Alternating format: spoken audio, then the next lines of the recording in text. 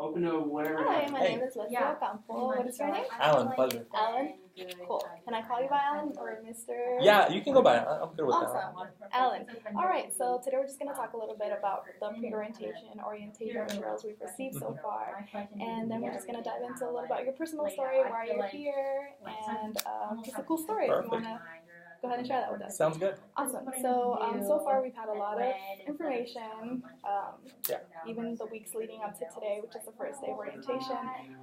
Just emotionally, how are you feeling about that? I try to be a person who doesn't try to get too stressed out about things, sometimes to a fault. So I think I've been handling it pretty good. If we get an email about something we need to do, I'll just put it on my charts. This needs to be done to-do list and kind of develop that to-do list. But as other people have mentioned, I think there could be a better way to manage and have a centralized streamlined system.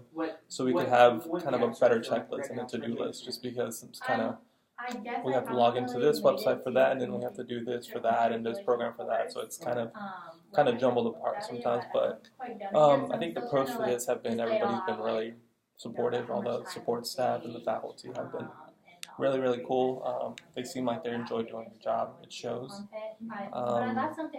I'm excited about starting this new phase, so I'm just kind of jumping in without really thinking about it at this point. Yeah. Awesome. Yeah, I agree with a lot of what you said. In terms of the communication part of it, you said you had a to-do list. Yeah. So do you have it like an agenda, or you normally just have like a blank sheet of paper? You just start checking things off, or like what is your? My game plan for that is usually I have like either something on my computer or something on my phone, and I kind of categorize it like grocery list or things to buy or things for school, and then I kind of go from that. One of my weaknesses definitely has been not being as organized as I could be, so I'm trying to hone that. Over the last couple of years, I've done a little better job of that, but it's always been something that's been unnatural to me. I've been kind of everywhere kind of guy. So you feel like you have to make a conscious Yes, effort. definitely. It doesn't come natural to me, absolutely. So I think it's important for me to have that organization and make sure that's part of my daily routine. Otherwise, it kind of goes into chaos. So what are some things that you actively incorporate in your daily life to make you more organized? Like, as you said, it doesn't come second nature. Yeah, absolutely. So for me, I think it's writing out things, to-do lists, writing out those, that's a big deal for me. Getting things done at that moment, if they can be done. Because if I kind of put it off, then it kind of kicking the can down the road a little bit, and it doesn't work out too well because it doesn't get done, or it gets done later, it gets done last second, and it doesn't get done the right way, because I know, for sure. So getting things done, not procrastinating, having a schedule, sticking to that schedule. Everybody can write a schedule about working out 7 times a week, 2 times a day, and doing this, but if you don't follow it, then it's it's not worth the paper it's written on. So. Yeah, good, awesome. Thank you for answering that question.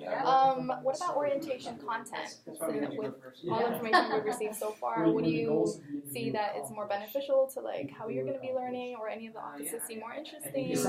Or yeah, so the orientation for me, just in general, what I think about orientation. Yeah, so I think overall it's been pretty organized for the most part, aside from what we mentioned earlier.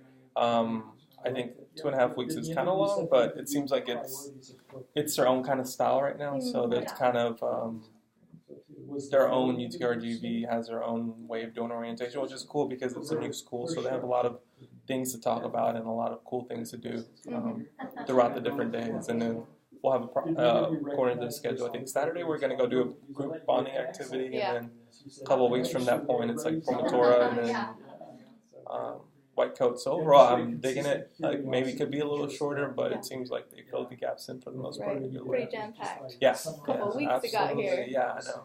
Cool. For sure. Awesome. Well, that was orientation. How about, tell me a little about your background. How did you get here, or just what's your family like, culture, anything no you questions. Want to share with us? For sure. So I was born initially in Mexico, and I came here when I was 3 years old. What part of Mexico? Mexico City. Mexico City. Yeah. Okay, awesome. So I came here actually as an undocumented immigrant, and from 3 to 23, I didn't have any papers, so I kind of had to go through those struggles of having to live in the shadows. You hear that a lot, so I think that's definitely true and a good representation of the lifestyle that people who don't have any papers live through. So I was like the oldest in my family, and we had my mom and my birth dad separated. So at this point, I was kind of like the father figure in the household. So I'm kind of had to grow up with that, and then being my legal status, and then kind of dealing with that was a little tough. But I think overall it was like a really good transition into the person I am today, just because it made me stronger and more resilient. And as I mentioned earlier, I don't get stressed out very easy. It needs to have a pretty high threshold for that. So I do pretty good under pressure. You definitely developed that over the years. Yeah, absolutely. So I think it was a good learning point. And after 23, I was able to, 23 years old, I came back. 21, actually, I left to Mexico when I was 21 to finish my residency and paperwork. And very long story short, there was some like red tape bureaucratic stuff we had to go through. My brother and I had to do that. So we had to go to Mexico for 18 months. We were kind of stuck in Mexico, actually. Be there for... Yeah, so we were there for 18 months, not knowing when we would get back. So whenever our visas were ready, there was a backlog of visas when we were there for our specific visas. So we were stuck there for 18 months until they were caught up with our specific visa, our permanent residency, but our specific visa type.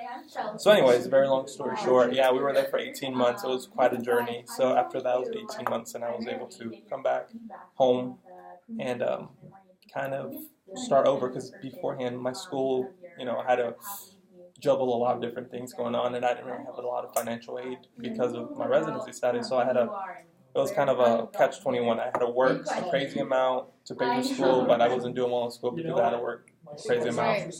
So anyways, loop, right? Yeah, it was kind of an endless cycle. So but at the same time, I wanted to go to college because nobody in my family had ever gone. So I was kind of hard-headed in a good way and a bad way at the same time, just because I knew I wasn't doing well. So anyway, when I came back, I was able to get financial aid. I started doing better in classes, and got 2 degrees, and then ended up doing a master's in medical sciences, and then a bunch of extracurriculars and stuff.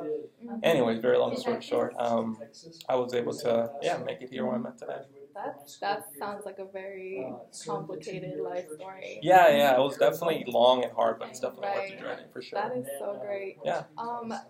During this journey, I know you mentioned there's just periods of, like I have to work, and then I have to study, and then was there any period in this time where you felt your life was dormant, or that you weren't progressing as much as you would have liked to because of your legal status?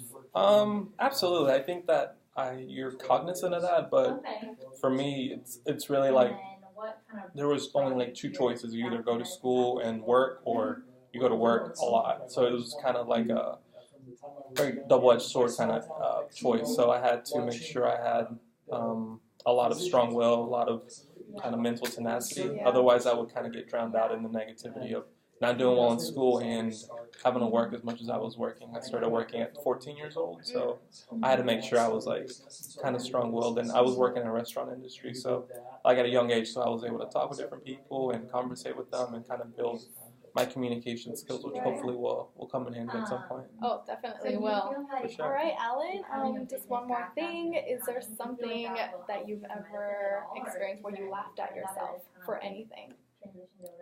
Laughed at myself?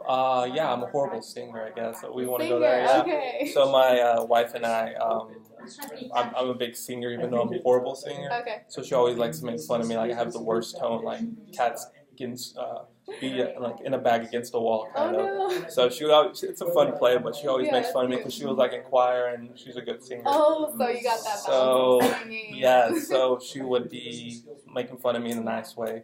About like high pitch like Adele or like high pitch C or something crazy, and I'm like trying to sing with it. Hey, I'm whatever like, works if you have yeah, fun. I know, right? So yeah, that's it. Cool, awesome. Well, thank you for your time, Alan. Oh, sorry. Thank you. Hope you enjoy your time here.